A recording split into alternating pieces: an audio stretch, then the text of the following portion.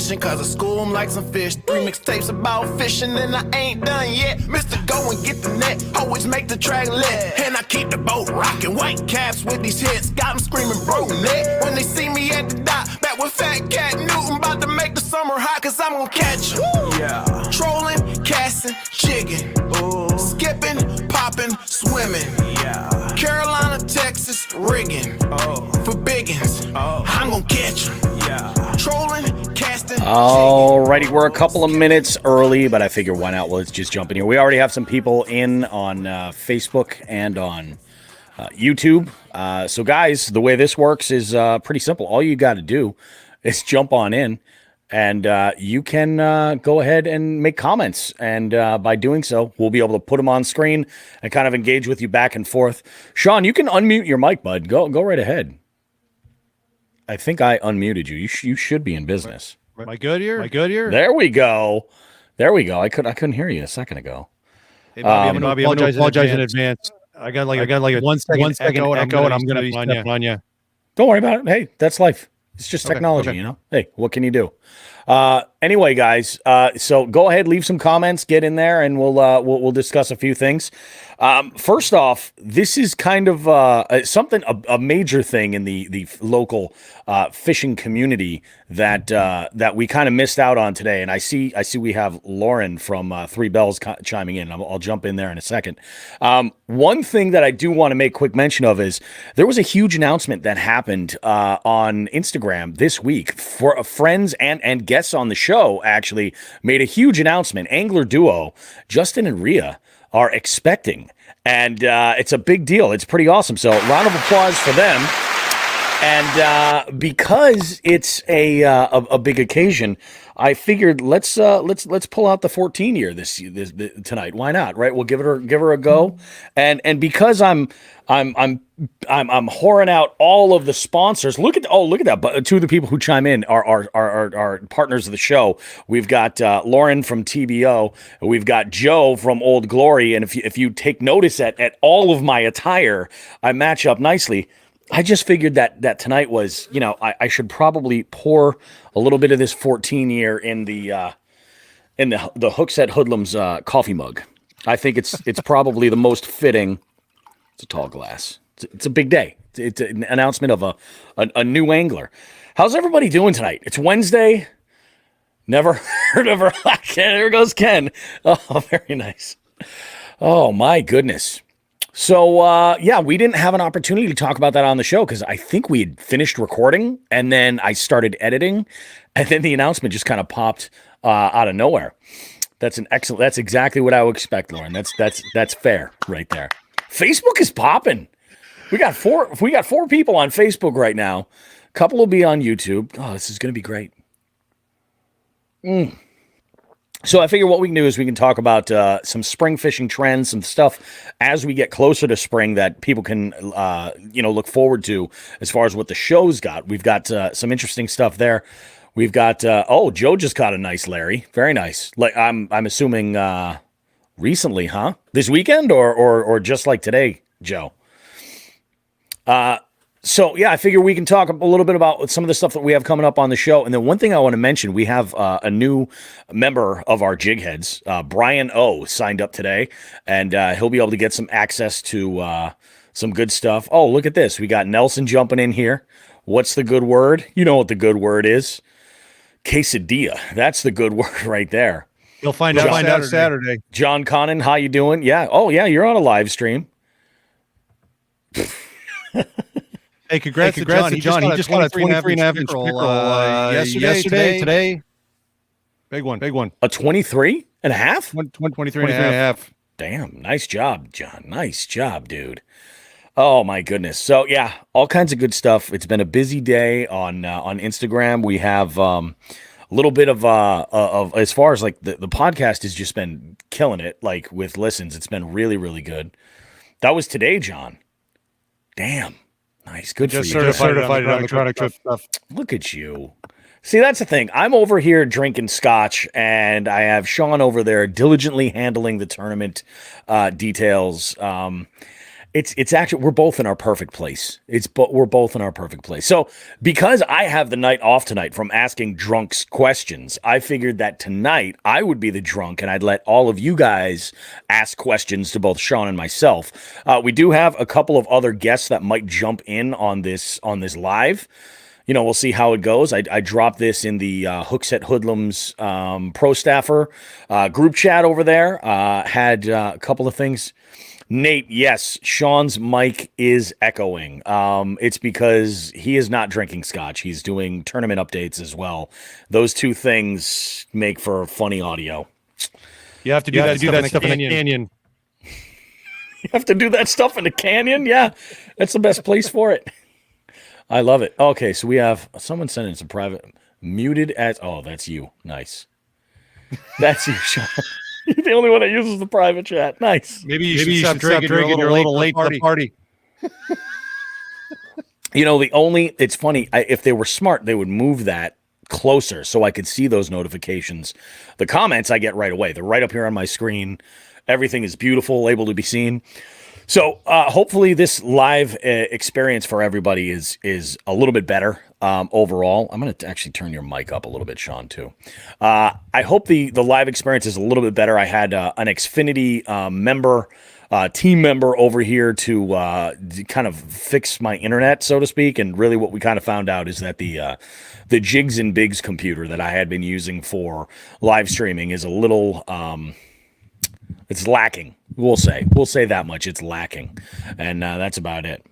Help, I got a fish hook in my pee-pee. Joe, you don't need our help. You need to go to the hospital. Yeah, you need to go to the hospital.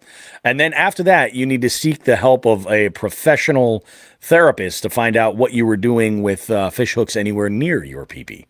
So there's that. Man, good stuff. It's a shame this isn't a week in the future. We had some sound clips that were ready for that. It's true. It is sad. It's very sad. So let's talk. We've been getting ramped up here for spring for a while. We've been talking about, different baits. There's a few things that we have going on in the works. We've been throwing around the idea. We did the Christmas guide for gifts that you could get an angler earlier. And the nice thing is because it's in podcast form, it's available all the time. If you go back in our previous episodes. Oh, you got a little light show going on there now too, don't you? That is fancy. But we're thinking about doing one for our spring bait picks.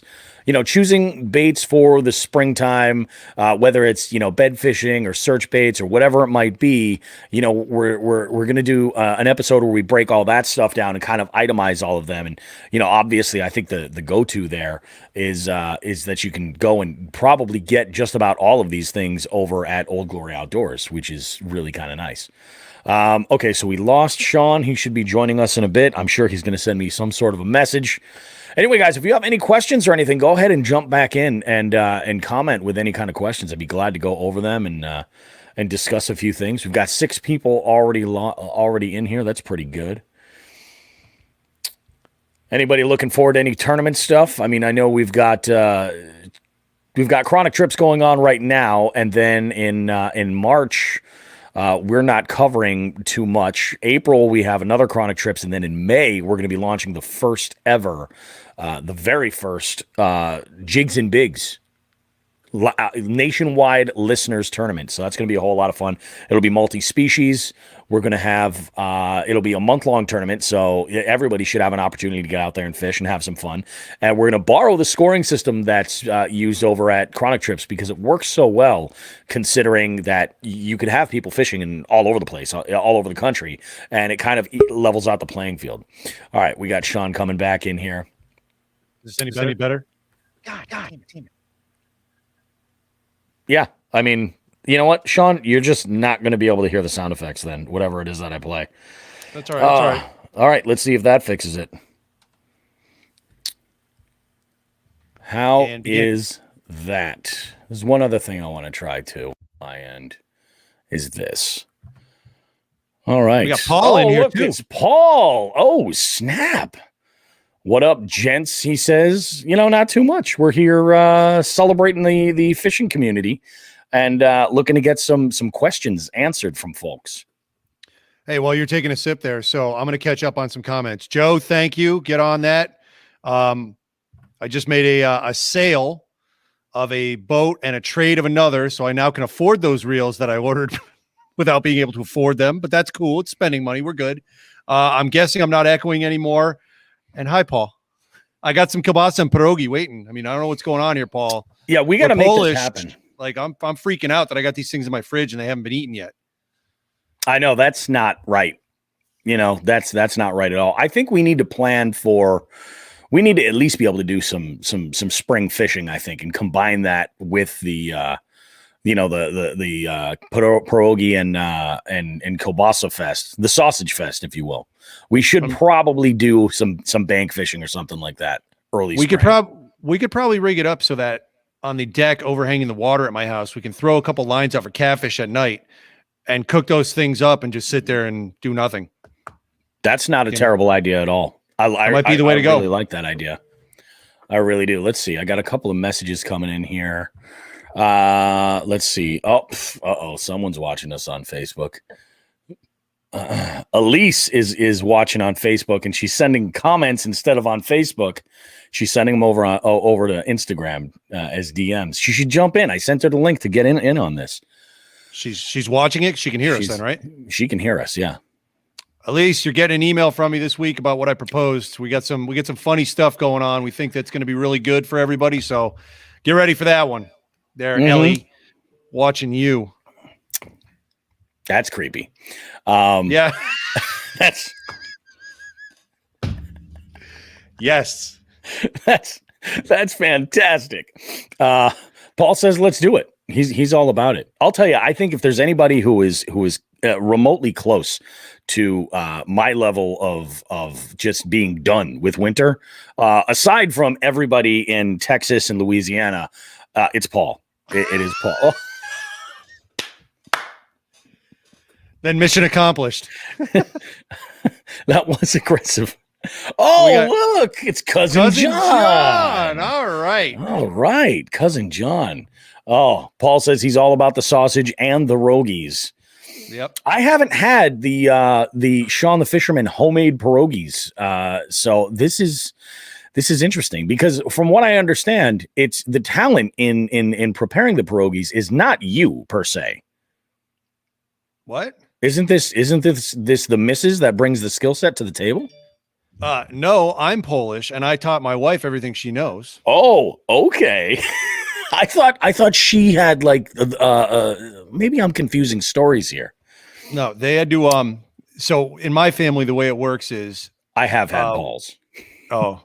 So that was aggressive. That was aggressive.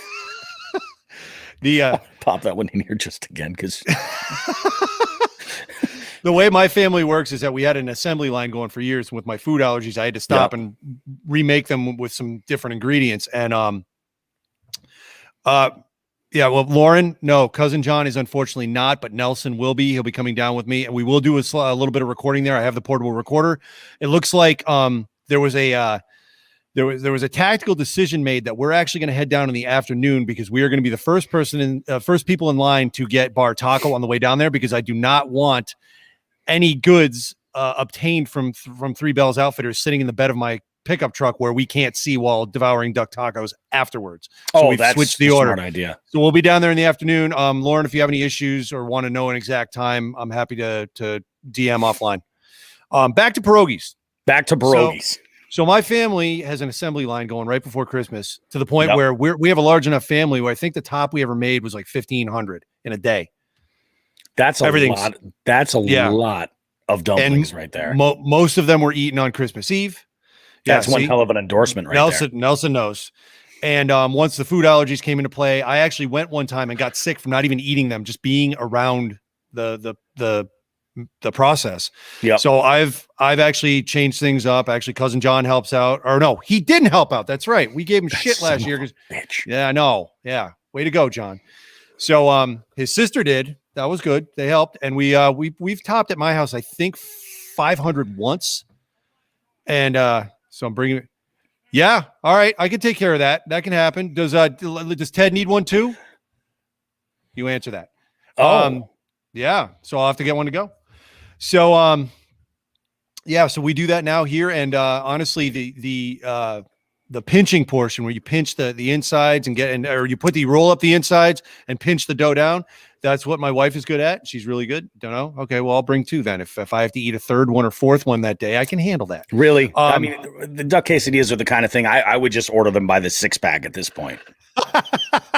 Are they ever going to go wasted? I mean, it's like pizza. You know what I mean? Like you're never going to be like, what are we going to do with all this leftover pizza? You know? Correct. So yeah. So the more difficult part is what I do is I set the table for everybody. So I go ahead and make the dough. The dough was the pain in the ass. And I actually found this hugely efficient shortcut with a certain pizza dough mix that I just don't throw the yeast into. And I've got all the ingredients I need right in there and it takes care of business. And then I do all the dough rolling, cutting out the shapes, bringing them on trays into the other room. I've already prepped the ingredients going in. So not to diminish what goes on in the other room at the table, that is the pinching of the dough and all that. And then they give it back to me and I boil and fry after that. So I'm like an octopus and they're just, pinching and critiquing my, my dough shapes, which happens. So there you go. Okay. I have one daughter coming down trying to tell me some information about the dogs. And it's all good. Yes, Paul, you need to get on some duck quesadillas. I mean, everyone needs to get the duck quesadillas. At least once. Do yourself a favor. They're fantastic. So I told you I've hung up the tattoo needle. I've gotten enough tattoos in my life, and I think I'm at a point where I'm like, you know what? I've gotten the parts of my body covered where I want. I'm good to go. I'm very satisfied. Yeah, I'm content. I've been tossing around another tattoo idea. That's how it works. Did I tell you that tattoo I saw that somebody got that I thought was the most original thing and I want to put a spin on it? I think you had. I do remember you telling me. I don't remember what it was. It was a round quesadilla with cheese melting out of it and a little slice on the way out. All right, it was a quesadilla. Okay, and it had a clock on it. and the clock, the arms are like that right in the middle of it. It just said it's always quesadilla time. I think I want to get a duck pressed into a quesadilla and get a tattoo of it. There's got based on that quesadilla design. So there's like a bill and webbed feet sticking out of it like that. I was thinking like one of those stupid dog toys with a duck with the X's over its eyes. Like yes, yeah. That's perfect. It's always duck quesadilla time. But I think, like I said, I've got enough tattoos. I think I'm good. Yeah. But yeah. Oh my goodness. A whole lot of Facebook viewers right now. Really, really good stuff. You're amped up about this, about picking up this kayak on Saturday. I am really excited to see how you start doing with your tournaments. Apparently I've made Lauren ashamed. I apologize. I won't get the tattoo in a visible place, Lauren. That's what you want to do. That's a special one. Yeah, that is. So yes, I am extremely excited. And I think we mentioned on the show this week that I've really upped my social media game as of late. So particularly, hey, we'll just pull back the beef curtain here a little bit. Lauren, I think, and Derek have been seeing that I've been tagging them in a lot of stuff, and I try to keep it relevant. I'm not just tagging them on ridiculous stuff, but I can't remember. I'm just like, you know what? I'm throwing those tags out there. If somebody sees it and wants to investigate, great. But most of the time it's relevant. Today I was very excited. Did you see that thing I threw up today about the newts? Yes. Yeah. That was, and great music choice, by the way. You're welcome. Yeah. That was great. And I kept the lyrics out of it. Yeah. So, what happened was I follow Mass Fish and Wildlife because I like learning about shit in our state. And, they had a quick little post on Eastern spotted newts, which are my boys. Those are like my favorite amphibian. They're the greatest. They're cool. You always see them in the ponds up the shears. They're everywhere. And they were talking about how they don't socially, obviously with everything still going on, they're not socially distant in the winter because newts will huddle together by the hundreds in what's called a newt ball.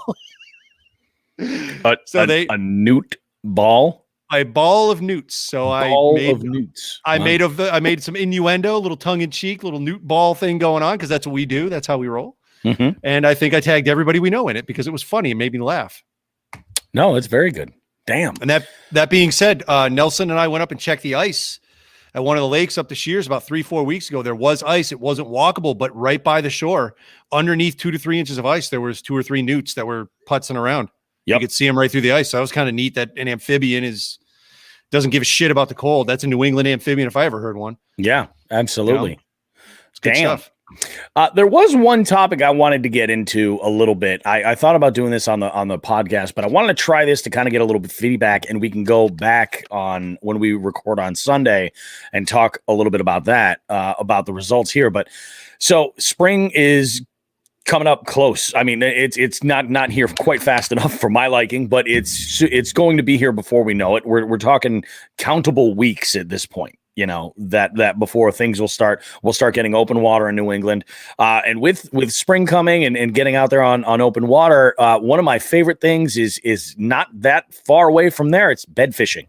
Bed fishing is awesome, but there's one tool for bed fishing that I think is really, really, really important. And unfortunately, over last summer, I happened to lose mine, and that's polarized sunglasses. Polarized sunglasses make bed fishing much easier, especially if you're doing so from the bank and you need to be stealthy about getting there. Seeing what you're walking up on is super helpful. And, you know, obviously if you need prescription, you know, lenses or something like that in your fishing glasses, you know, that's a whole other kind of ball game out there.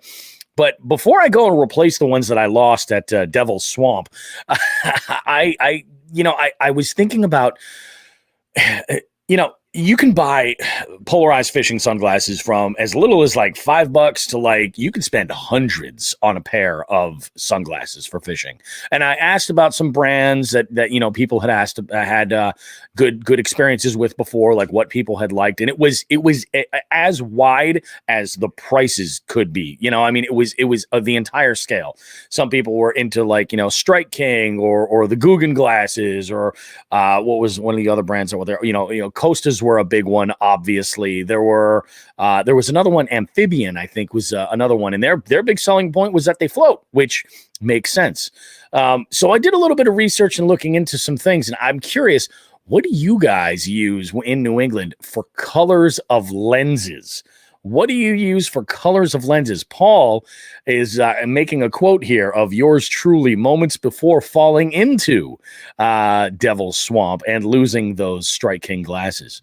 I did hear something today on a video from Bass Geek about sunglasses, and that if you're using, you know, just like a gray mirror type lens, you're basically just protecting your eyes. Like you're getting the minimal effects that can be out there, you know, and there's different times of day for different things. I've heard that using a yellow tint or a yellow color lens is better for really low light situations. The obvious being that it doesn't block as much light. It lets the most light through, but also that, you know, if you're trying to get that dawn or, you know, twilight, you know, topwater bite, like that's going to be really helpful for you to be able to still have the polarized lens as an advantage, but also, you know, still be able to see. It's not going to make it so dark that it's not, you know, effective.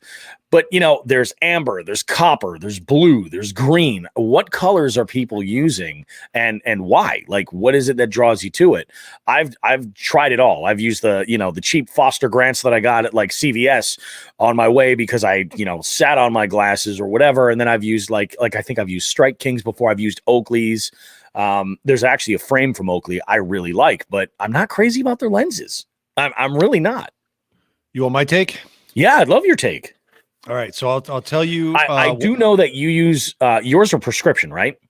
Yeah, so I might also be a world record holder for this because I got the frame that I still use. I think in 2006 or 7. Yeah. Who the hell has glasses for that long? Everyone loses their sunglasses. I've had that same pair since that time. So we're talking 14 or 15 years. The pair that I bought or that I got from one of the local optical shops it's a prescription pair of Bolets, and they are polarized. I want to say this about Bolet. Any company I've ever dealt with, whether as a professional or personal, no one has customer service like Bolet. No one. Which is great. That's fantastic. I have broken those glasses 3 or 4 times. Yep. Send them back. They're like, yeah, no problem. They fix the lenses for me twice for free. Because what I have to say this, one of the breaks was I got a glasses case from the optician, and just whatever happened, the glasses case crumpled somehow, and the arm broke and dug into the inside of the lens. And that happened twice. Oh, wow. Okay. So Bolay didn't even say, hey, optician, you're going to pay for this. They took care of it. That was nuts. That's awesome. That's huge. Because those things were like, God, this is whenever I bought them, like I said, 2006, 2007. I want to say they were $400 glasses with the prescriptions. Exactly because it. Yeah. I mean, at that point, you're talking about a much higher tier of glasses. With my prescription, I don't need to wear them all the time. It's basically just about lessening straining. When I'm working in front of computers and things like that. Here we go. Lauren's jumping in here. Global Vision sunglasses. Blue mirror and brown non-mirrored, both polarized. Use the brown ones for the water, blue ones for land use. And one of the things I had heard was that blue is one was better for offshore. And I wasn't 100% sure what the reason was for that. And then there was one specifically that is one color. I'm not sure if it's copper or if it's amber. That's good for like tannic water. That kind of like reddish brown stained water. You can still see through it. It's not. I'm not talking about like muddy water. This is like water you can still see, but it looks like tea. Yeah. It's got the tannins leached in from all the wood in the water. Yeah, and I think it's either amber or copper. And then to me, amber and copper seem so close. I have to wonder if there's, what the actual differences are. I did stumble on a company called, I think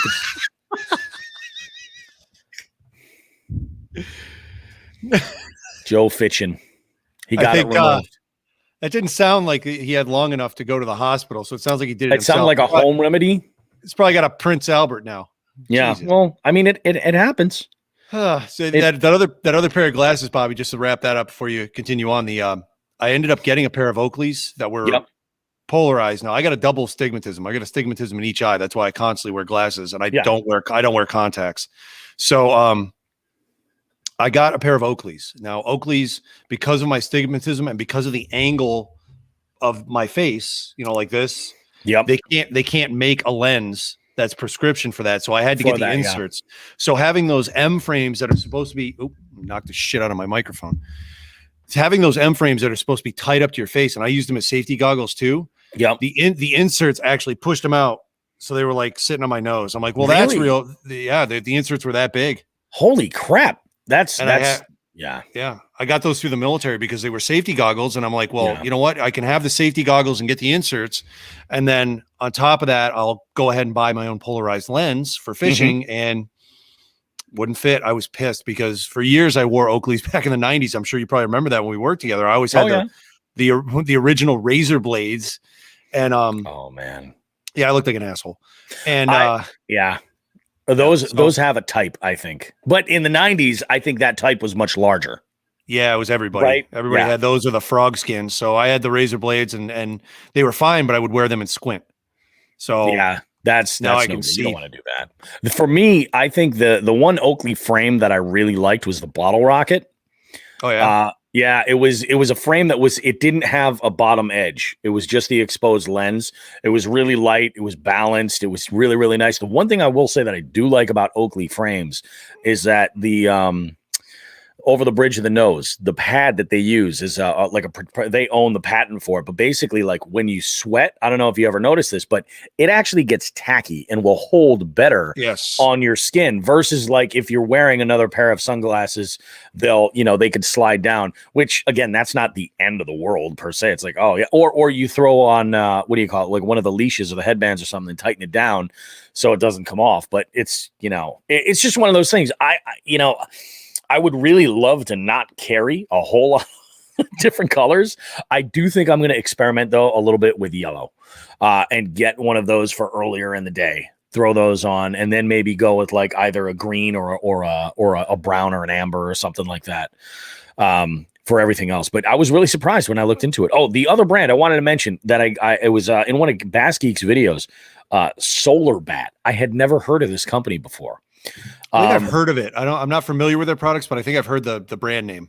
They do have for their colors, they have a couple of proprietary colors. Well, actually, it's one proprietary color called mossback, which is a type of green. But what's cool is you can get a mossback gradient that goes from the mossback, the green lens, down to the yellow. So that way, and he even recommended, he was like, oh, if you're going to get one pair to start, that's a great one to start with right there.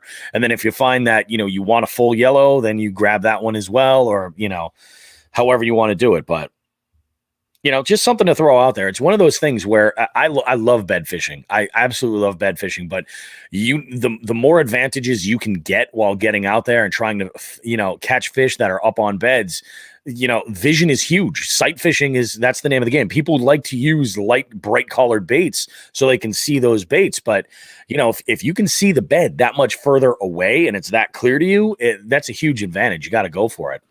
But if I can avoid dropping, $200 on a pair of sunglasses, even $100, if I could get out of it for under $100, I'd be more likely to get different lenses, different pairs for different things. Yep. Interesting stuff, man. Interesting stuff. Stuff. I got a late Christmas present today, and it was we had talked about bringing this topic up a couple weeks ago. Okay. Right. So since we've gotten the podcast up and running, I think it was this fall where I ordered a copy of Adrian Smith's book. Adrian Smith is the guitarist for Iron Maiden, and he is a fisherman, and he put out a whole book on fishing. I have not had a chance to read it yet, but I would like to get a chance, to figure out some sort of contact path so we can see if he wants to be on New England's greatest podcast about fishing. Of course. Diggs. Yeah. But today, I went out to lunch with my brother-in-law, and he had called me and said, hey, we ordered you something for Christmas, and it finally came in. And I said, okay. So he goes, here you go. And I opened up my present. I did not know this existed.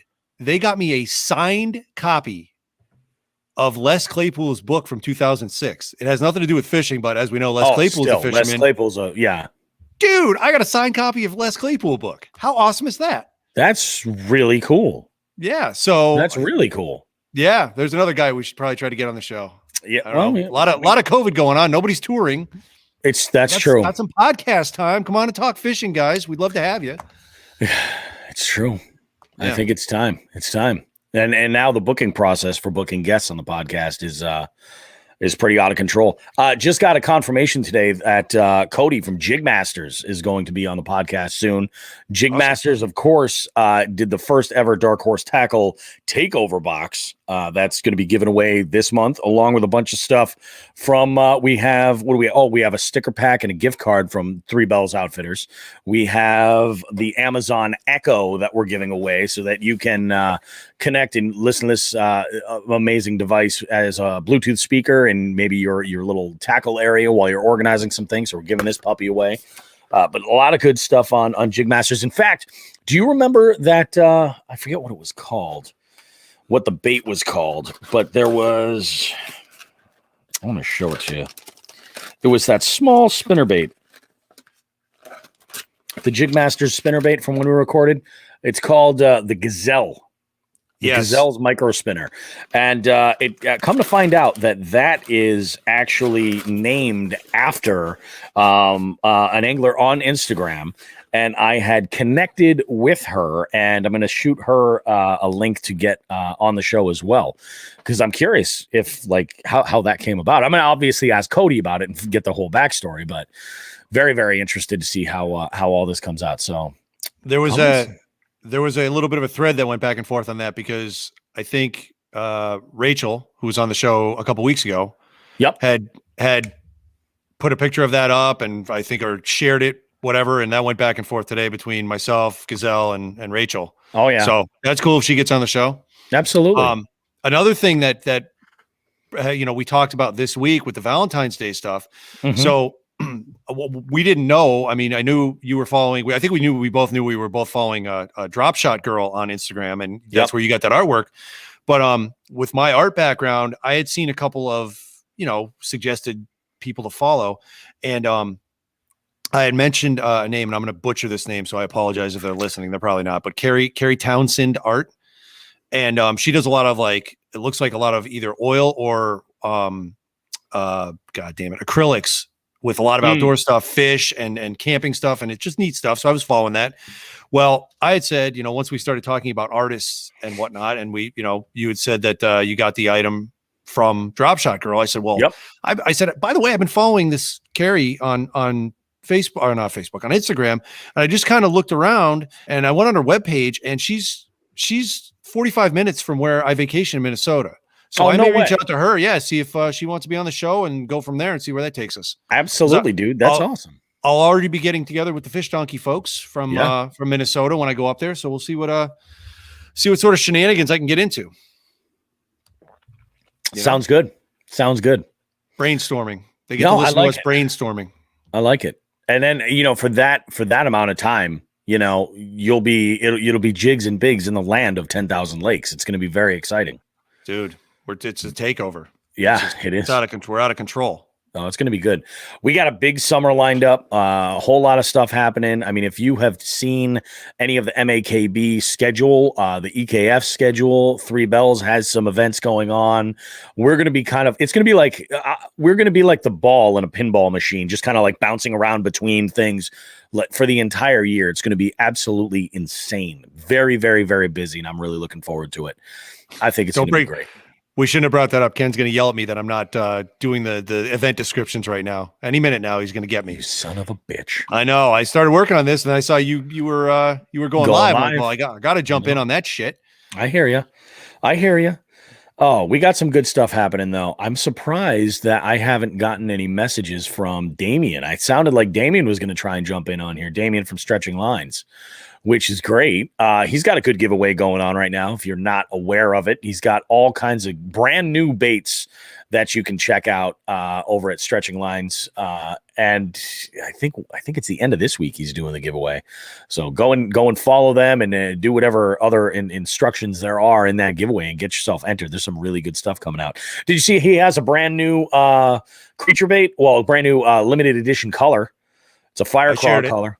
Yeah, looks really good. It might have actually been your post that I happened to catch it on, but yeah, looks very, very good. I'll be seeing him in the morning. I'm getting up and going over there. We got some work to do, a little bit of nice. I guess some color patterns, this and that. Just me being creative consultant guy. That's what I do. I hear you, man. I hear you. While you're down there, if he's got any of those fire crawl creature baits, grab some, and because I'm going to need a good trailer for that red bladed jig. I'm gonna need one of those for sure. So looking forward to it, man. I think spring's gonna be awesome. I'm really looking forward to it. I know you're looking forward to it. Oh yeah, I'm ready. I feel bad because some of the folks in the Chronic Trips tournaments have been like, "Hey, come out and ice fish with us and do this." Yeah. And I'm like, "Yeah." I said, "I ice fish as a social event." That's where again I turn the thinking part of my brain off, set up some tip ups, and eat as much as I can. I got a message. I got a message. Speaking of ice fishing, I got a message from Fishing with Becca the other day, and she was like, "What's up, buddy? You doing any ice fishing?" And I was like, "Yeah, unfortunately, it's not going to happen this year." I really do. I feel like I waited way too long to start really getting serious about getting some decent cold weather gear, because it's one thing if I'm just going to go out locally for a little while or, crash somebody else's party. That's one thing. But, I was really looking forward to giving it like a full send. And the last thing I want to do is just have it be miserable because I don't have the right stuff. So, and then we got kayak stuff going on. So that's really, really busy. Really good stuff. I'm excited. Saw something really cool on Paddle and Fin today. They were talking with, I forget the guy's name, he represents the company Boomerang. Have you ever seen those line snippers? The Boomerang snippers, they have a handle on each side. It's on a retractable cable. Real compact, really nice, and they're super cheap. I think you can get them for under $15. But they were talking about about all that. But there was a product that I saw that I thought was kind of cool. It's a paddle leash, is what it is. It basically is a clamp that's adjustable. and it's got I think it's a 48-inch retractable leash, and you can clip that, to your seat. You can clip it on the boat. You can clip it to you if you want. You can clip this thing wherever you want, set it up, and then now you've got, a retractable leash for your paddle should you drop it or anything. Not a bad idea at all. I'm wondering actually if that's something that TBO would be interested in carrying. And something else that I thought was cool too is that Boomerang, if you have to order an ungodly number of these, but they will customize them for your brand. Oh, so cool. Yeah, I think that might be a cool little thing for Jigs and Big stuff if we could somehow swing it. I don't know what the price tag would be, but that would be cool. Okay, I mean we should probably get one with the Jigs and Big logo for Joe Fish in here because he sounds like he could use it removing hooks. Definitely use it. Yeah, absolutely. Hey, Nelson just threw out a little comment here that you are very, this. You're already welcome to crash the ice party anytime. Oh yeah, Nelson, if you're listening, we'll wait on your response for this question. But should you and I right now break the news of what we were going to do for the surprise for Bobby, seeing as this year ain't going to happen, or should we save it for next year? That's your question, Nelson. Go ahead and respond to that. Oh, here we go. We got leashes coming in. All right, we have leashes coming in. Look at that, fancy. Of course, I think they're going to have the biggest selection of all that kind of stuff. Whatever leashes you could possibly need, your batteries for your electronics, all that stuff. Speaking of batteries, I have to pick up some batteries. I gotta pick up a couple of those Nockwell batteries. Got a little project going, little mobile. We know where to get them. We definitely do know where to get them. I love it. I'm going to go ahead and just throw this sucker on the bottom in case people don't know. And then we'll switch this up because I'm pretty sure everybody knows that we're live. Yeah. There we go. Yeah, we certainly do know where to go and get all of our kayak and paddling accessories. I need a new PFD too. I want to get an inflatable and streamline things a little bit. They are awesome. I don't think I'll ever go back. And on top of that, I was really worried about that. I'm like, especially in cold water. Oh, go ahead. Let him know he's missing. Yeah. All right. You ready for this? You got a drum roll sound effect? Do I have a drum roll sound effect? I mean, you won't hear it, but I can put one together. Go ahead and put it together. All right. And let me know when the drum roll's finished. Point at me or some shit. Oh, I can hear it. All right. Well, that's because it's not running through the right thing. Hit me. Nelson's dad was going to make fresh paella for your first ice fishing. Are you freaking kidding me? Paella? Son of a bitch. Have you guys ever caught a goldfish? No, I haven't. Do you want the goldfish story there, Justin? I got a goldfish story. Justin Yeber? Yeah, Justin Yeber. It's very clever. Share the goldfish. Hold on, is Justin from Canada? He's Canadian. Oh my God. Oh, all right. Idiots. Yes, we are. So the goldfish story. As we know, I'm gonna if anybody doesn't know, I'm gonna go ahead and just broadcast this. You can look in your state regulations, and I know that most, if not all, the New England states, I know Rhode Island and Massachusetts for sure, you can't use goldfish as bait. Right? You don't want to. Too late, Justin. You opened a yan of yerms. So John with the paella. There we go. It's past my bedtime. Do these videos earlier in the night. It's past my bedtime. Yeah, I considered that. I really did, but I was like, I got an opportunity to spend a little time with the family. When they're all getting ready for bed, we'll go and do this. I think this is going to end up being some kind of a thing, maybe on Monday nights or even on the occasional Sunday, depending on when we record. I mean, I gotta tell you, Sean. So. Pulling back the beef curtain a little bit more, just to let you guys know. Retching everywhere. So really, the whole reason why I decided to do this was to test this thing on multiple streams and see if we were going to have any problems like I had been experiencing with our live streaming earlier. And so far, it's been smooth sailing. Like, it's been great. So I'm really, really good. Bobby, just on my end, your video is locked up for under 2 seconds twice, and that's it. But the audio has kept going, which the audio has been the problem. Oh yeah, exactly. You went right through. And what's interesting is I've actually on numerous occasions previously had the little spinning wheel of death in every single connection that's been there. Yes, John, it is gross, but it's my life. It's all of our life. So back to the goldfish, just because Justin wants to fire his 2 Tell cents us more in. about the goldfish. So it's illegal to have them as bait in numerous states. Like I said, I know Rhode Island and Mass are definitely 2 of them. That being said, people either use them as bait or throw koi into water bodies when they're done with them because they think they're doing something right. And they're colorful carp. That's all they are. They're invasive. You can't do that shit. So we were at a lake at Cape Cod, a group of us fishing during our camping trip. And one of our buddies had said, "Hey, look at those rainbow trout." And I've got my glasses on. I'm looking directly at a school of koi. And they were so bright. And I'm like, near the koi? He goes, "No, those." I go, "They're fucking koi, dude." But it was a school of probably 10 of them. And they were all over a foot long. They were huge. Really? And it's just I want to say there was at Snake Pond, I believe, I think that's in Sandwich. I don't know. Good old Sandwich. Good old Sandwich. So, if you're at Snake Pond and Sandwich, go ahead and fire out some worms or corn or whatever the hell you want and get those goldfish biting and get them the hell out of there and keep those things. So there's your goldfish story. Hope that helped, Justin. Sorry for the PTSD. Exactly. Yes. It was a chupacabra goldfish. It was. Video and audio seems good. Brett says that's good. That's on, really Brett. good. Nice. Brett, I cannot wait to get into catch it. Well, there you go. You got to find them, sell them at pet stores. The hell was I going to say? Brett, I am starting to eat some deer meat as of tomorrow. Roadkill Nick, working right now in a bad snowstorm, aka out driving around trying to hit animals to eat them.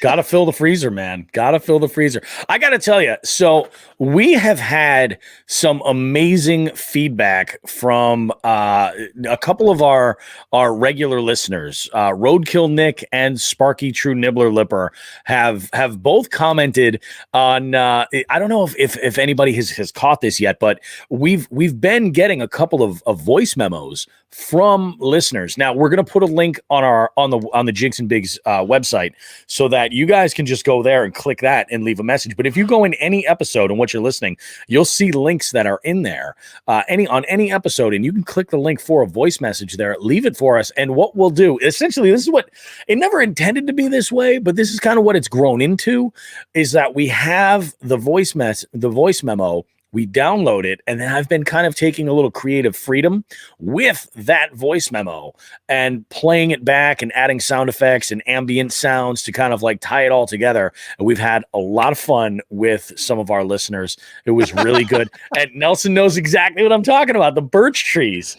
If anyone wants to read into what you just said, you do audio mixing at night when you're in the basement drunk. Basically.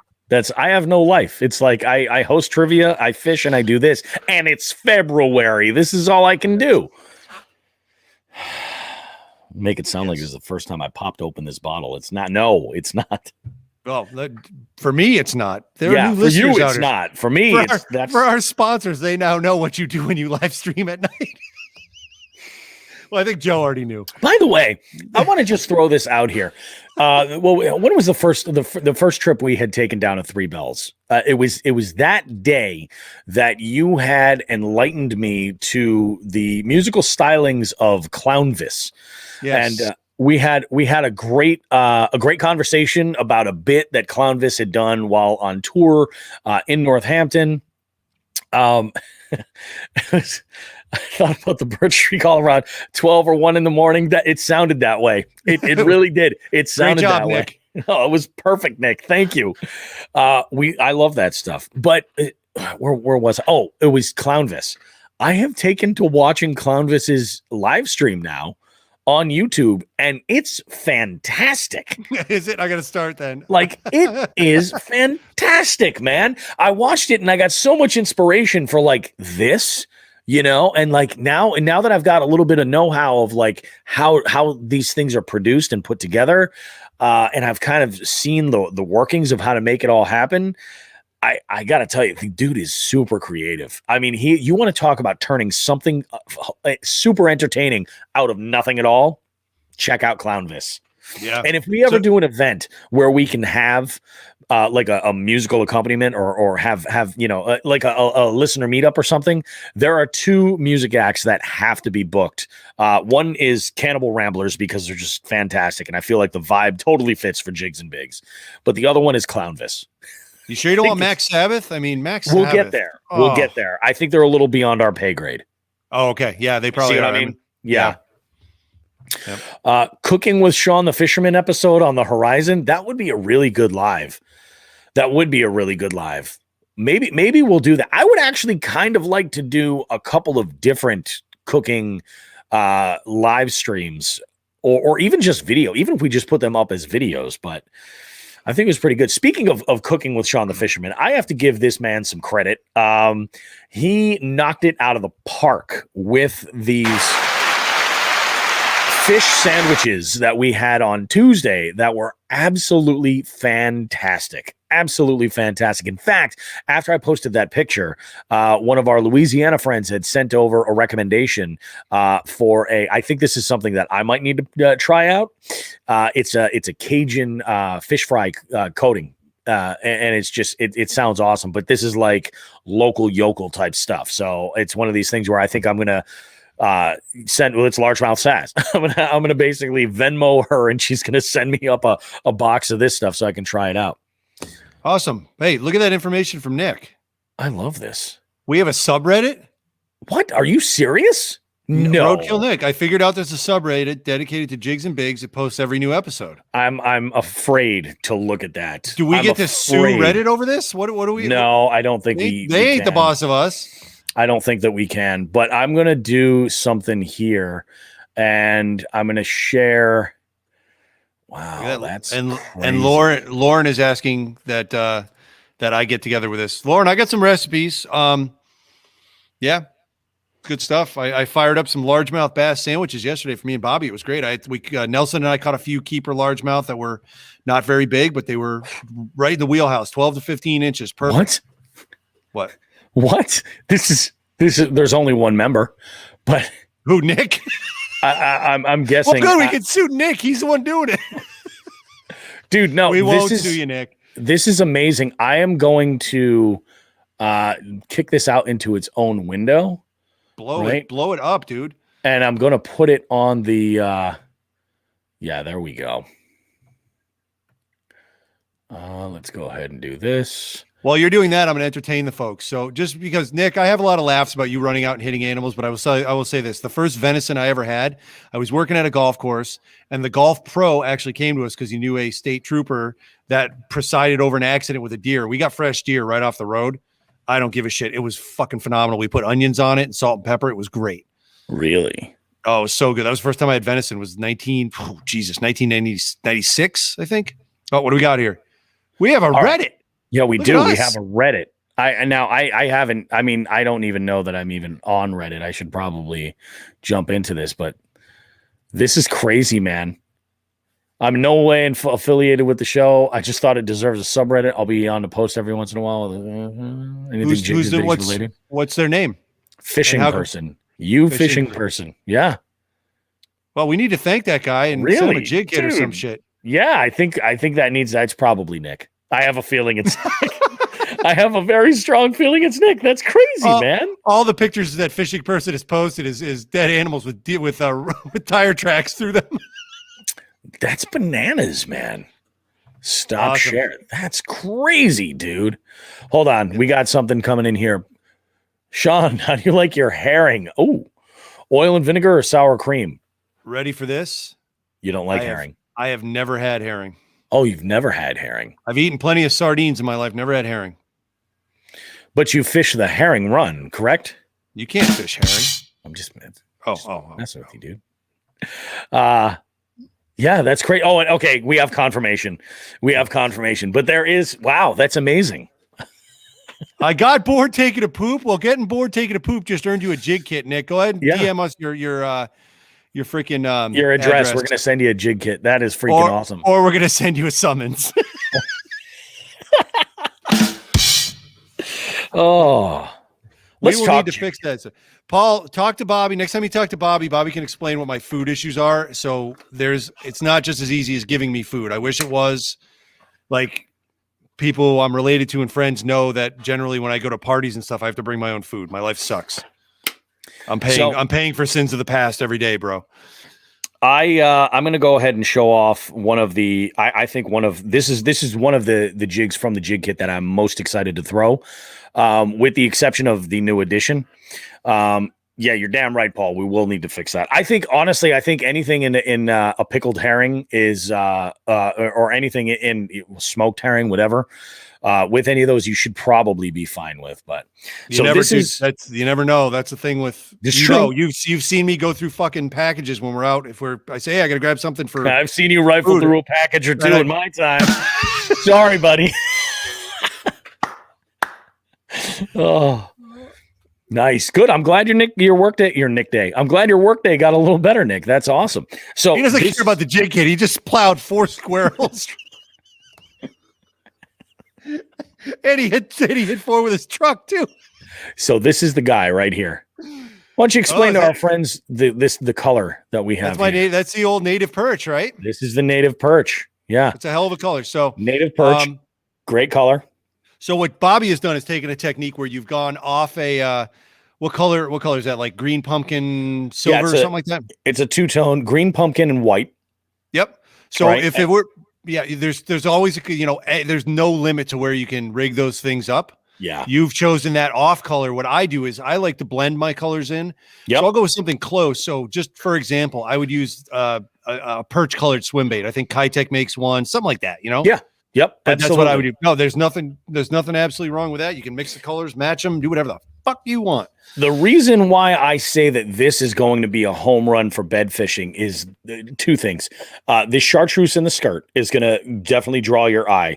If you use a white trailer on a jig like this, I mean, it's fantastic. But this looks like a perch or a bluegill, like that's looking to just annihilate a nest. That's exactly what it gets down to. And this is a great presentation right here. And the nice thing is about these heads, these rocker heads that we use, they are shaped in a way that will lend itself to being able to be, used in a moving presentation very easily. Very, very good stuff. And all of these will be available very soon, actually, in some local retailers. We should throw that out there. That's something we should be talking about a little bit more often. Should we tell them the purchase I just made in anticipation of this? Yeah, I think we should. I think we can talk about this because it's something that is definitely happening. Oh, I'm just gonna go Southern preacher on this. Praise the Lord for Facebook Marketplace, because I found me 10 counter display racks that I will distribute to my parishioners. Oh boy, yep. We got shit in the work. Yep. There are 2 issues I'm working on, logistical wise, that are preventing me right now from going forward with this as like getting jigs on the shelves tomorrow, but it's coming. Yeah, it is coming. We'll have a small amount of the kits if you want to purchase them. We've got nice compact packaging. I don't have any of the smaller packages. I've just got the OG one with us. It's a little bit chonky for that display. But then we're going to have individual colors. So if you get into one color that you really like, or like you break off the dude bud, or you break off the naked gill, you can replace it.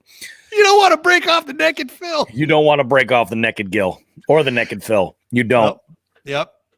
And by the way, a soon-to-be congratulations on the naked one for becoming a father. Yes, they're due this month.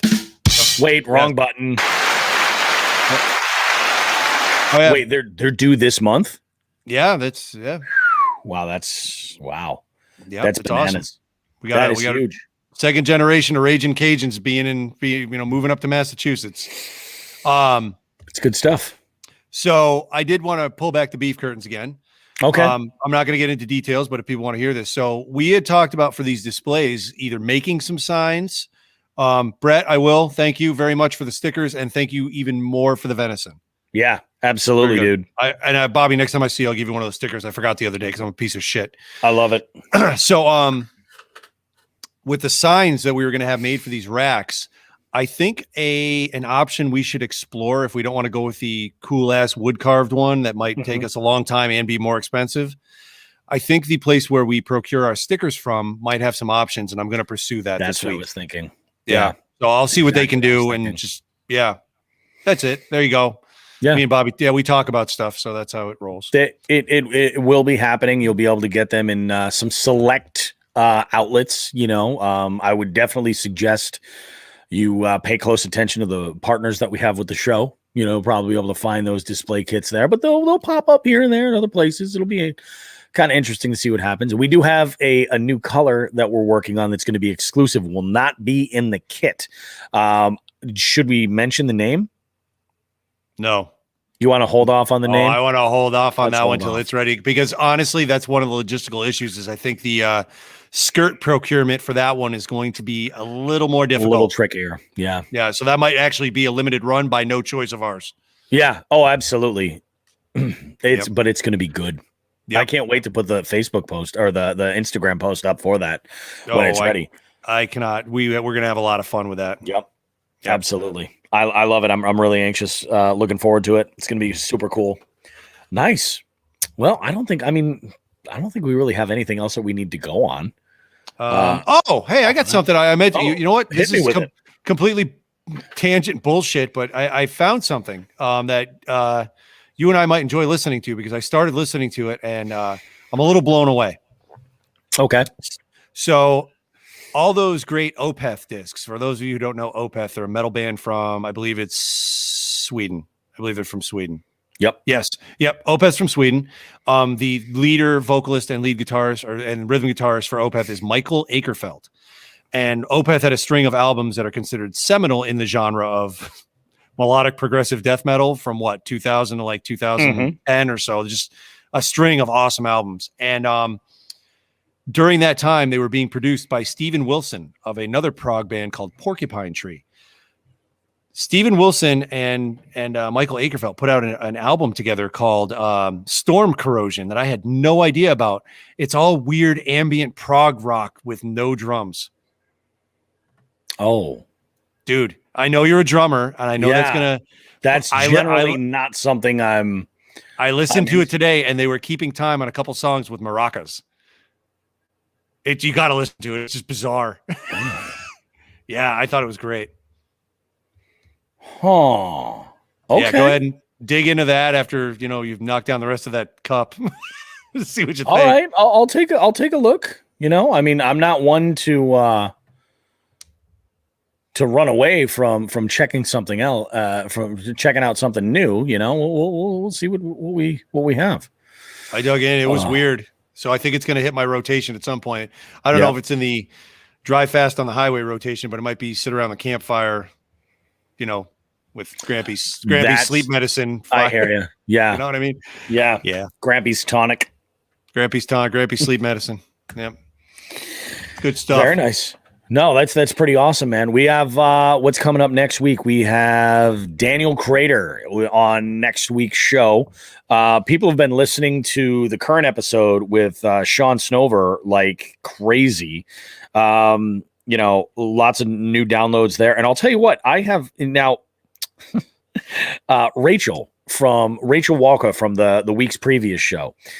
She was very excited about being on the podcast and has probably been one of the most active as far as, promoting her appearance and letting people, her friends and family and people in her fishing network know about the podcast. And it's really been kind of huge. Rachel go ahead. She's officially tied for the most listened to episode. Like officially tied. Awesome. Now, when I talked to her earlier today, I told her, I said, Rachel, I said, you're in second place for the most listened to episode. Like, I don't know what it is you're doing. Keep it up. It's crazy. And she's tied right now to spot on. Her and the episode with Joseph Martin. Lately, I don't know what it is. Can I get a little feedback on the new artwork, guys? Do you guys like that? Versus the old design I've been doing. I've been trying to fool around with some different layouts and make things a little bit more interesting, a little bit more modern, if I can. The 2021 artwork, I think, has been great. Yeah, I like it. I think I'm definitely a fan of it. There's some pictures that work better than others for it. Cool Roadkill Nick's behind it. That's all I need. Hey, I get Roadkill Nick's endorsement for pretty much anything. That's any big life decision, Nick. Get ready. I'm going to be throwing you a DM. Roadkill Nick, our fucking Reddit moderator. Who would have thought that was ever a thing? Well, you know what? Well, if he's doing it, dude, you know what, Nick? Reach out to us if you want any artwork or anything like that. We'll just work together on this shit and figure out, whatever you want to do. Yeah. I have a couple things though. So Fire away. So next week, I'm hoping that whoever's listening has some feedback on our trespassing topic that we discussed that left me going out of the house with smoke coming out of my ears. That was the hardest physical therapy session I've ever done. I'm like, just give me a goddamn bike. I'm fucking fired up. Sitting there pedaling out of sheer anger, like, I was so pissed. I can't handle it at the house because I trying to work with the people I'm in the association directors with, and sometimes it doesn't work. But that's just the nature of working in large groups like that. Like, yeah, and that did not stop. Knowing that I was all pissed off because I made clear that I was getting a little fired up by the end of the episode. That did not stop Rachel from busting my balls. Oh no! All morning on the Hookset Hoodlums. I think it was a post done by her. No, she put up a survey on Instagram saying with a big no trespassing sign and saying, "Would you or wouldn't you?" And then I just finally I got a new nickname. I'm not Sean the Fisherman. I'm Sean, the King of the Karens. That is my new nickname. King of the Karens. Fisherman. Yeah, that's it. I put crowns on the little logo and everything. So thanks a lot, Rachel. I'll be seeing you when you can quote unquote outfish the boys this summer. We'll see how that goes. So I caught that in the episode. Don't worry. I remember. I got a long memory, except when I have, Grampy's sleep tonic, and then the memory not so good. That was the picture, right? Yes. Yeah, that was the picture. So I decided to reshare that. And I put a poll up, and I said, basically, what would you do? Find a new spot or full send this bee? And it's a 75-25. 70. The majority is they would go for it. They're just going to go for it. So the majority would be called the cops by King of the Karens. Great. Well, that's excellent. And which is fine. I mean, that's the thing. Like, adults can make up their mind and deal with the consequences of whatever happens. That's the nice thing about this.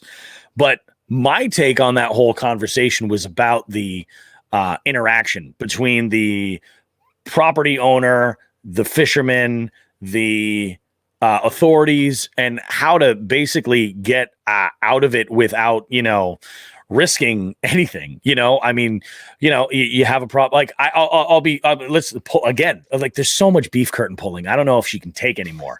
But there's. Looks like a deli in the Bronx. There's so much that we're giving away for free here that it's ridiculous. But I'll tell you, there has been local areas that I'm like, I would just love to fish this thing.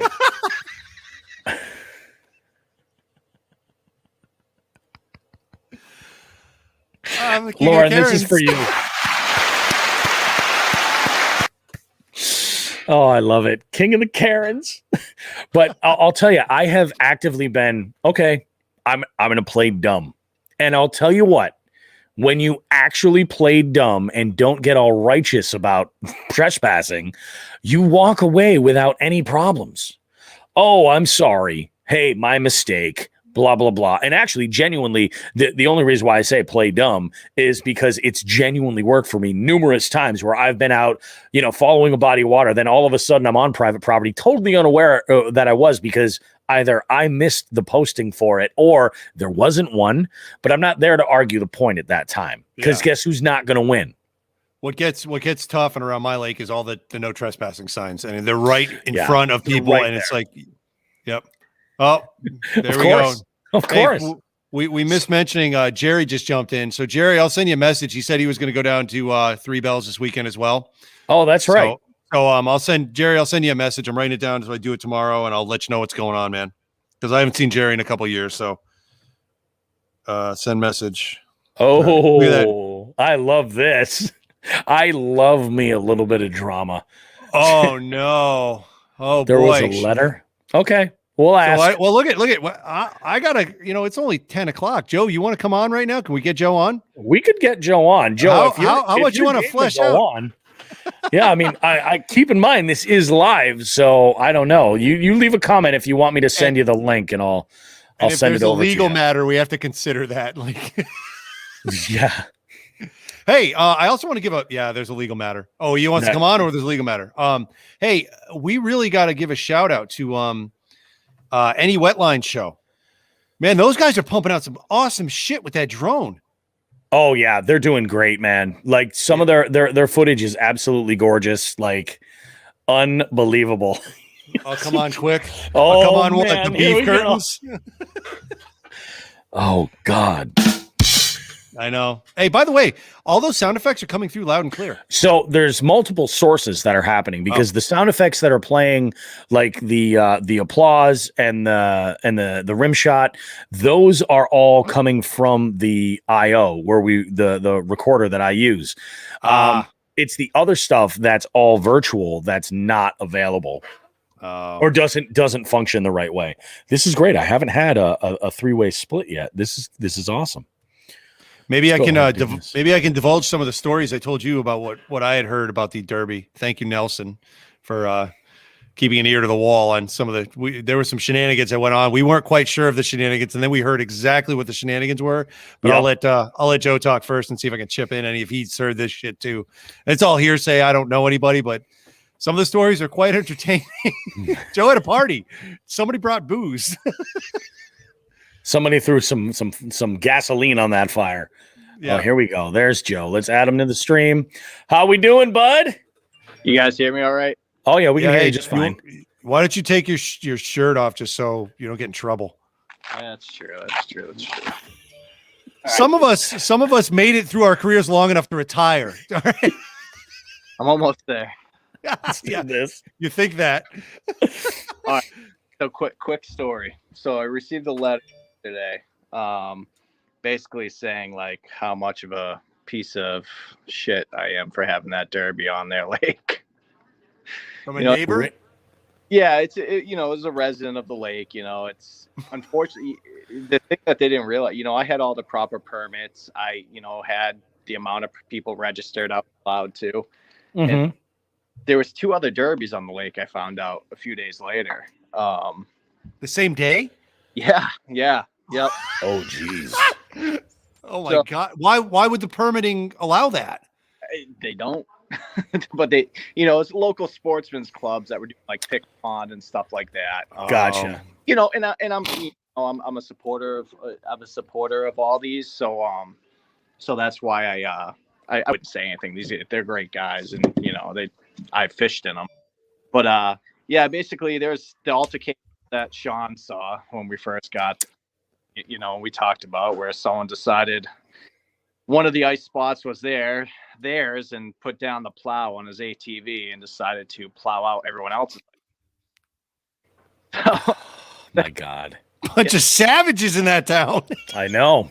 So we did that. But it was just a letter basically saying like, hey, because of you not allowing anybody to, use our adjacent property to access the lake, like it was our fault that people were out there on ATVs and snowmobiles, which they weren't even they weren't no part of our derby. So yeah, it was just one of those things where I kind of had to bite my and be like, should I write a letter back? And so.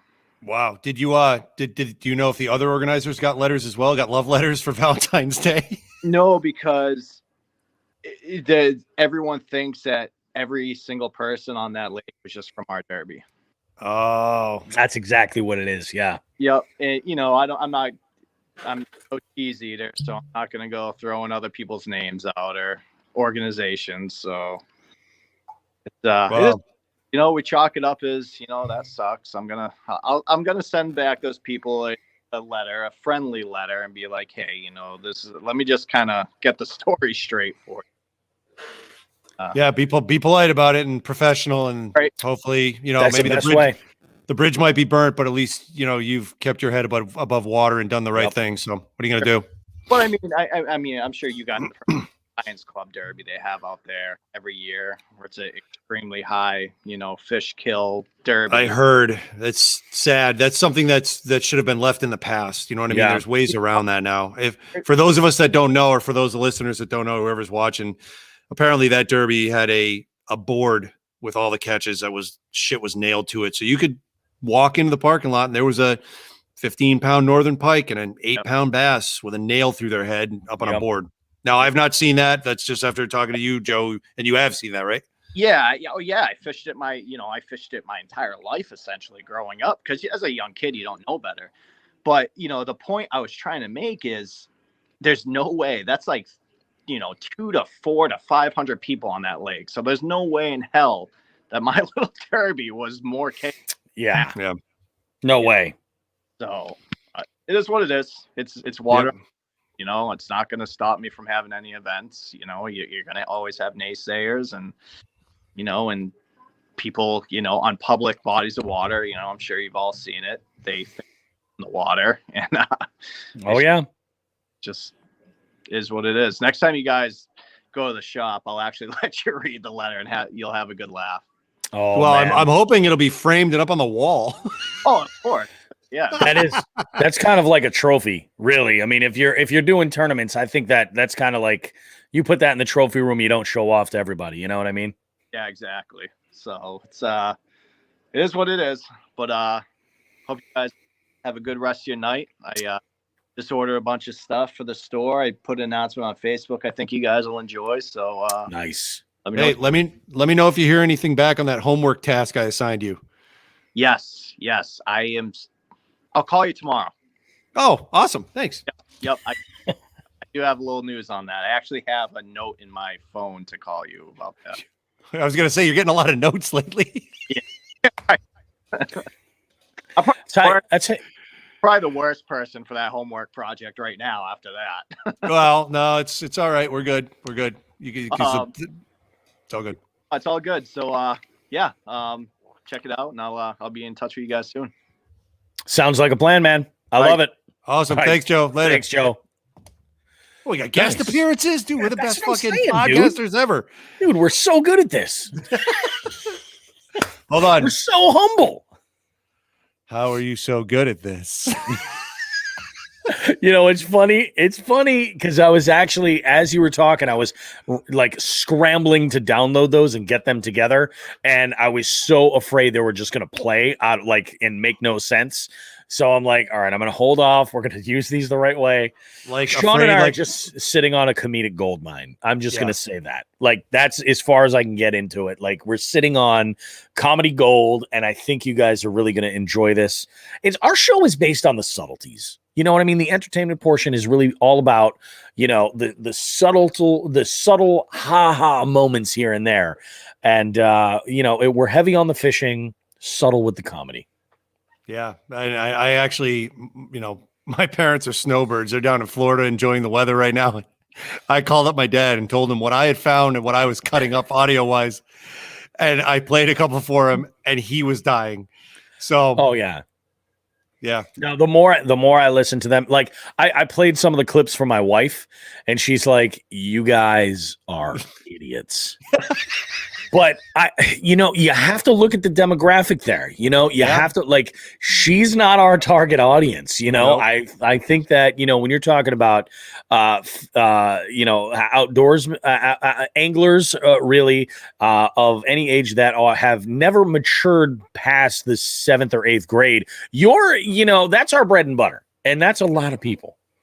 Yes, and I got to make note. The history of this little shenanigan is that initially you were not sold Blame it on Howie. Yes, Howie. Howie's going to get involved in this shit. Don't worry. Howie's definitely getting involved. In fact, Howie almost made it out on the ice the other day. I couldn't. I was a little worried about it. It was a new place, and I'm like, I don't know if I should bring him out there. And I'm actually glad I didn't. But yeah. I think these might end up being the voice of Howie, if you will. We could call this voice Howie. That's very English, right? It's very British, Howie. Howie? But, oh yeah. I mean, we got to keep in mind, you were a hard sell on this at first because it was way too over the top, and then I had to clarify what I was going after. I wasn't going after the over top. Oh, I know he can't skate. He can barely sit. He's missing half a foot. It's true. It's a rough life. It's a rough life for that peddling son of a bitch. That it is. This what we've dug up. That I can't believe Lauren has been in here this whole time watching this shit show. That is amazing. Lauren, are you bored? Like, I'm very happy with what we've dug up. We were listening to it during lunch yesterday. Which I have to say, after these kind of come out and we start using them, I have to say that was one of the most awkward moments I've ever shared with another man in my life. I have not. I'm just going to leave it like that. Nelson and I, doing taxes. Doing taxes sounds like a party. Yeah, I would imagine there's booze involved with that too, just because, I did taxes once in a while too. It happens. The stuff we found and the stuff we listened to, honestly, when I called you about it for that second chance, asking and begging, saying we've got something here, we've got to use it. It was in the car with Nelson. Yeah. So it was a great decision of yours to follow up on that. I had to, man. This was something that I had a conversation with Elise about, and I was all fired up to go and do some React stuff to that. And what ended up actually coming of it was I had taken a deep dive and had gone into host trivia that night with a lot of shame. I was like, what did I just listen to and why? And I have no shame for the most part. Generally, you know what I mean? For me to say that says something. And I walk into trivia and there was a moment where I was like, should I end the game and play this? Should I? And I couldn't. It was too much for that. And I can get away with almost anything there. And I had a conversation with Elise and I said, look, I'd like to do this for the shit show. It could be kind of fun. And she followed it up by saying, I think you and I should record it. And then we'll decide after the fact if we put it out or not, but we should at least record it. That way it's done, because it involves having like fresh ears hearing this. And I think she's the one that's going to lose her mind in laughter. Like, as much as you and Nelson might have been dying in the cab of your truck laughing at this thing, I think it's quite possible she might explode or have a brain hemorrhage. It's just intense. And when you followed up saying that we need to slice this thing up into little digestible packages, like, no, unintended. Nice. Oh, Roadkill Nick. Switched to his computer. Finally at home. Excellent. Good. Glad you made it home, Nick. Glad you made it home safe. So you've got a lot of work to do on Reddit. Get going. I will say this. I had feverishly typing. I had listened to this myself and called you up and then sent you the clip. And then when I was in the car with Nelson, I had one little twinge, a little tiny twinge of shame right before I hit play, because it's that over the top. And then I'm like, you know what? Fuck it. He's going to laugh like I am. And I was right. You guys have been friends for your whole life. You know his humor, Yeah.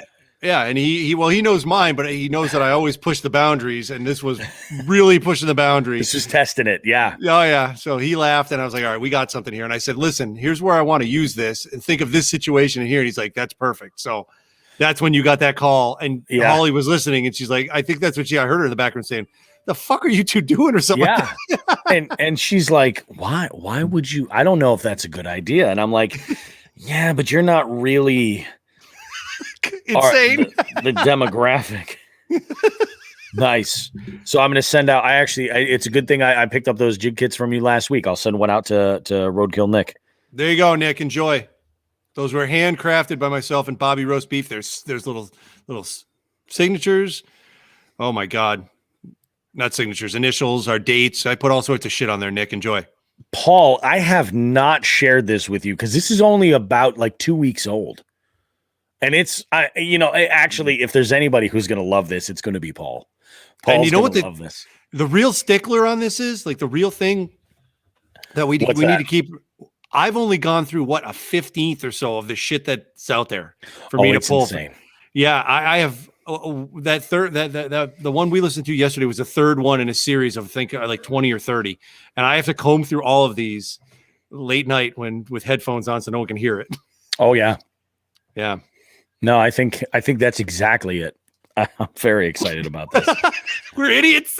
We are idiots, but God, we have a subreddit. We've made it, man. We've made it. This is this is what every red-blooded middle-aged man wants. I'll tell you, I watch a lot of live streams. I watch a lot of live streams with Debo. I watch live streams. Friday Night Live with Gene Jensen, the Fluke Master. I watch the Paddle and Fin live streams. I watch a lot of this. No, there are none of those are as two large assholes like we are. This is ridiculous. I hope people are enjoying this, but you know, this is basically an extension of the podcast is really like what it is. What I've discovered is like, even though like we talk honestly, we would have talked for longer yesterday or whatever the fuck. When did we record? Sunday? We would have talked for longer on, it was Monday. It was Monday. Yeah. We would have talked for longer, but I had to go to physical therapy. You notice you and I just can bullshit about anything for like 5 hours for no reason and wind fishing into it and then wind this other stuff that, God, I can't wait for this. And I think that's what the greatest thing about our show is that we have the ability to just entertain people with conversation and, you know, this was a great format. Like bringing Joe in for that little bit this is really cool. I would like to do this, you know, maybe even monthly, like just plan a monthly live stream, you know, go and do that. And then, you know, maybe even dump the audio and throw it back out, you know, a few weeks later as an additional podcast. Who knows, you know? I mean, what you and I have going is, aside from the ability of the gift of gab, we both have this backed up knowledge and want to use and abuse of just pop culture knowledge for about 30 or 40 years. Yep. And we finally found an outlet that we can just blow it wide open. You know what I mean? And dude, this is just fun. It's always fun. It's always fun. Look, we're on an hour and a half of fucking nothing. Yeah, it's true. You thought Seinfeld was a show about nothing. This is a show about nothing. Yeah, that's right. That's going to end up being a GIF. Oh yeah. Oh, I love it. My wife says to me, she's like, "Why are you going upstairs? I thought you were going to do a live stream down in the basement." And I was like, "Yeah, but I got to put on my sponsored clothing. I got to get all, you know, representing Three Bells and Old Glory, you know." Yeah, you got the whole thing working, and you got it's not the same. So you're in good shape. Like I was going to wear my Three Bells hat. You got hook set right there too. I wore my Costa hat. I did not wear my Three Bells. Just going to bring up science. See, we're entertaining the fuck out of Paul. That's what I'm saying, dude. Paul is laughing his ass off. It's not a show about it. John's asking, it's not a show about fishing? No. Thank you, Lauren. Yep. It's not a show about exactly. fishing. Yeah. Like it's fishing adjacent. I think that's the best description. Fishing adjacent, you know? Yep. Hey, remember when we were at when we went down and visited Three Bells, and I said to Lauren, as I was eyeballed this sweatshirt all day. Immediately, your eyes went there immediately when we walked in the door. And by the way, this after yours and Howie's eyes met in the storage locker.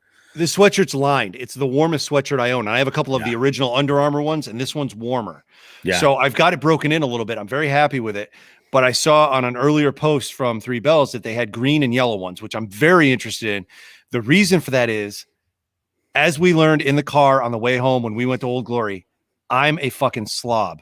You got the worst of it because you looked like you smashed yourself in the chest with a piece of pizza. It's true. Well, I mean, that's just because I'm a fat fucking greasy Italian. Like that's what happens. But I took a mushroom off the chest that had come off the pizza. We had a veggie pizza and a cheese. I took a mushroom right off the chest and it bounced. And oh, good. You're welcome. That's perfect. Well, great. We just lost our sponsor to tax fraud. Great. So we were driving home, and you're rubbing your chest with a hot piece of pizza. I'm bouncing condiments and everything off of mine, and I'm going, dear God, please don't get on the sweatshirt. And luckily, whatever mushroom it hit, it left one little tiny grease thing, and I got it out with one of those fucking. That's perfect. What are those things? But you'll notice that I was smart. Like as we were getting, because like let's be honest, what kind of idiots drive home on the Mass Pike with 2 large pizzas? Like that's not normal. You don't do that. But time is of the essence. We wanted to grab lunch. To get home. Tide Pen is a good call, Lauren. It's no. There's another one. There's another brand. She's right. I have a Tide Pen, but there's a. God damn it! There's another brand. It's a fabric. It's a fabric stain puller outer, whatever the hell it's called. It's not Febreze. It's stain puller outer. Okay. Yeah, that's a technical term. You know what I'm saying? But you'll notice though, once those pizza boxes came in the car, I unbuttoned my shirt knowing Yes, that you the did. undershirt was able to be a free-for-all because I knew better. And then you put it back on when we were done. Yeah, I'm like, nope, there we go. We're good to go. I did as much cleanup as humanly possible, covered it back up. But You know? this is what I see in the passenger seat. You're like, Tide Oh, Pods. this- We oh, handed this those pizza. out for Halloween. They were delicious. you're Great. like, oh, this pizza. Oh, Oh, there's Like, so you're many right, little you- samples that would be perfect for that explanation right there. What's Nelson shouting out for? What is your problem, Nelson? What are you shouting at? I don't know what that means. Nelson just he needs a shout out. Nelson was over his parents' house tonight, and they do make a hell of a homemade wine, so maybe he didn't drive home. Yeah, see, Nick knows. That's a technical term. Fabric stain puller outer. Absolutely. No, You know that's what the that's fuck the way I'm you talking go. about. I love it. You know what I'm talking? Hey, just another concert tangent. Yeah. Concert, little concert tangent. So I went to a show. Shout out. That's what it was. We're idiots. No, but it's not. It's I have something else. It's the same company that makes a rug cleaner, and they have a little ball. Yeah, it's a little. I've had them for years. I forget the brand. Whatever. It's not important. What's important is this story about this concert I went to years ago. So I went to if you remember the Worcester Palladium used to host the New England Metal and Hardcore Festival. Love that. Yeah, it was great. Best live experience I've ever seen with the Dillinger Escape Plan was at that room. They Yep. opened covering My Shell from Guns N' Roses. Oh, there you go. Amazing. Well, I went to one of those shows, and you know how basically those shows were a number of tours that were simultaneously in the area, and they just all came together, right? We're like, why not? So one of the tours was, and this was phenomenal. It was Mastodon was the headliner, but they had a bunch of up and coming bands, and one of them was a band called Valiant Thor with 2 R's. All right. Valiant Thor is one of the most fun experiences I've ever had at a show. I ended up seeing them with about 20 people at a bar in New Haven on a corner. It was awesome. And he was just like, he's this big, hairy, sweaty guy. He's like, yeah, I want to come closer. And we're like, no, gross. But he does his own artwork that it's great. I mean, it's definitely original. And he doesn't care. He'll sign his name on something for $1. He just Sure, doesn't why give a not? shit. So apparently they had come west to east on the Pike to Worcester. So they had driven through Western Massachusetts. Okay. And the vocalist, his stage name is actually Thor himself. Right? And he is pounding some cheap beer on stage, and he just belches, and he goes, it's an exact line, because me and my buddy turned to each other and slapped high five. He goes, yeah, that one's for Belchertown. We drove by that place on the way here. As a And they went longtime Belchertonian, Yeah. I can Went appreciate that. Right into the next song. This guy's pouring beer all over himself, just a wild animal, uncaged on stage, and he knows where Belchertown is. So there you go. Yeah, There's Valiant that. Thor. I have a Valiant Thor shirt after that New Haven concert. I'm like, look, dude, I don't even know if this is a fit. I'll give it to my kids. You're awesome. But yeah, good stuff. Oy vey. Let's look this up. Valiant Thor. Oh, just look up images. There's one of him wearing a headdress at a Halloween. Well, I don't even know it's a Halloween show. It's the greatest picture of all time. I'll look it up and I'll send it to you. Oh, you got to play a song called Heat Seeker.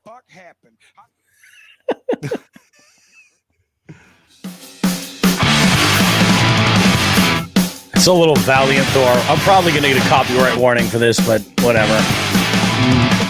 Finish on the Fishman here with some Valiant Thor on Rock Jigs and Big. My mail.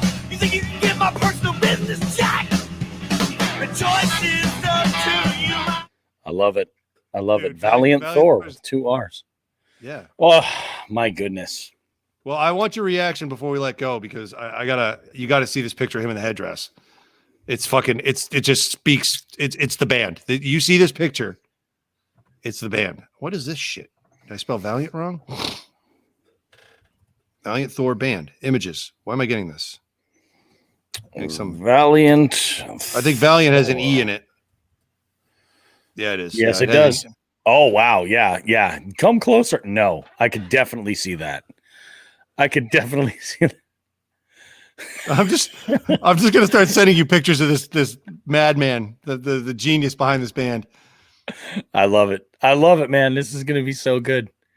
I gotta find the headdress one because I had that as a screensaver for years on my military on my computer in the military. So somebody would come in and here I am trying to be professional and there's Valiant Thorn, a headdress running around. So I'll tell you, for any of our Patreon members that were in on the last recording for the current episode that just got released on Tuesday, I actually did get a copyright strike. I was playing a whole bunch of like fishing parody songs beforehand, which wasn't a problem, but on that playlist, it got to the end of it, and while I was letting the room populate before we started recording, and it had switched over to a song by the Nitty Gritty Dirt Band called Fishing in the Dark. Everybody, I'm sure, has heard this song, and I got a flag for that one, which kind of sucked. So I'm going to have to download from StreamYard. I do want to try to post those episodes, post those recordings on the Patreon for everybody. So if you guys are into it, oh God. So this is what Sean the Fisherman does, guys. Sean the Fisherman will send me I generally wake up in the morning to a barrage of anywhere from 6 to a dozen messages on Facebook Messenger of pictures and or gifts. That's what Grampy's sleep medicine does. Look at that guy. Tell me you don't want to party with that fucking guy. That looks like it's got a story that we should never ever speak of again down the road associated with it. I'll bet you they'd be a fun band to see in Vegas. Dude, never mind Vegas. They were fun to see at a little corner bar that could hold 30 or 40 people in New Haven. That was awesome. In New Haven? Oh yeah. Jeez. Yeah. Oh. Oh my goodness. Oh my God. That is good stuff. That is very, very good stuff. All right. I think we should wrap this up before we get in any more legal trouble. And or Joe does. We're going to get notes too. Hey, can you guys take down that video? I don't know what happened or who saw it, but all right. Hey, we got a few things to get through here. All right. Lauren says more sweatshirts will be in a couple of weeks. Lauren, save me a green XX. These are awesome. Roadkill Nick says it's worth it. Yeah. Well, we go down, so does the fucking subreddit, buddy. So you better be rooting for us. I don't know. We might live in infamy in the subreddit. I'm going to think we're going to live in infamy in the subreddit. Holy crap. I've been doing trivia locally, like not even locally. Like I've been going all the way with this all over the place. I don't think there's a Bobby Roast Beef subreddit. I don't think so. And I would be afraid if there were. I know the types of people that come out to play trivia with me. I'm really impressed with this. This stream has been fantastic. I feel really good about it. This is really good. I made a little bit of an equipment purchase to help advance things a little bit more, and I think it's going to be even better once that gets here. Yeah, subreddit's going on forever. Yeah, absolutely. I love it. It's basically like a living will right there. I bequeath my estate to one each. Roadkill Nick. I want to thank everybody for tuning into NPR's Jigs and Bigs live, Wednesday night live, everybody. Tomorrow night we'll be back for Drink and Paint.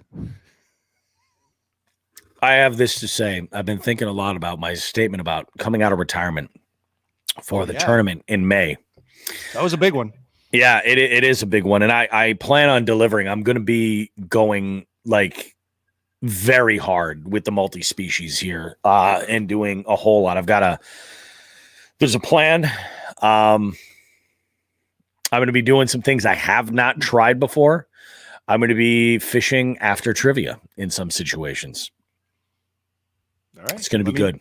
Do a little night fishing. Let me know. Yeah, it's going to be happening. It's definitely going to be happening. It's going to be good. I'm excited, guys. All right, let's go ahead and wrap this sucker up. It's been almost 2 hours. We've continuously had between 8 and 10 people this entire time watching this complete like train wreck of a live stream. I'm psyched that you guys are here doing this. If you like this, leave a comment wherever you're at and let us know. Subscribe to our YouTube channel if you have not. Turn on the notifications. I think that's what YouTubers tell you to do. So that way you'll get a heads up when we're doing lives, when things are happening, when we're going to premiere something. And we're we're probably going to do this a little bit more regularly. In fact, I have a strong feeling that the shit show is going to be in this format in a lot of ways, a whole lot of ways. This is really good. I'm really excited. Super, super excited. May is going to be amazing. Currently Chronic Trips is going on. You still have about 2 weeks left. So download Fish Donkey now, because you're going to need it for not only this month, but also you'll need it for April, you'll need it for May, and then you're going to need it for June too. It's a good download. It's free to download. And if you need a hog trough to go ahead and get started with, go ahead and do that. I recommend getting yourself the Catch Carbonite board. It's super affordable and it's fan-freaking-tastic. So good stuff.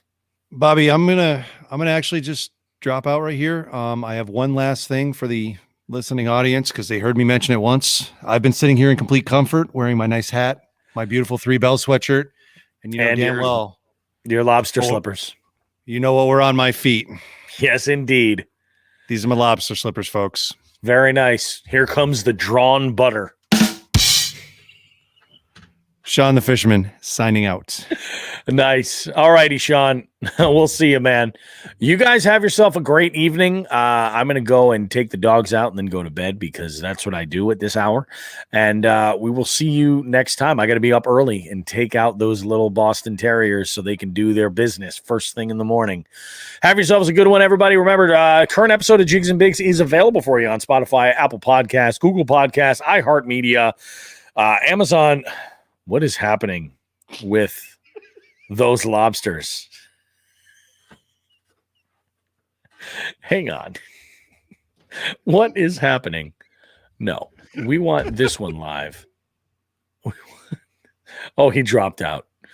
Oh, well, these things happen. Guys, you have yourself a good one. I am Bobby Roast Beef. Thank you so much for tuning in for this live here.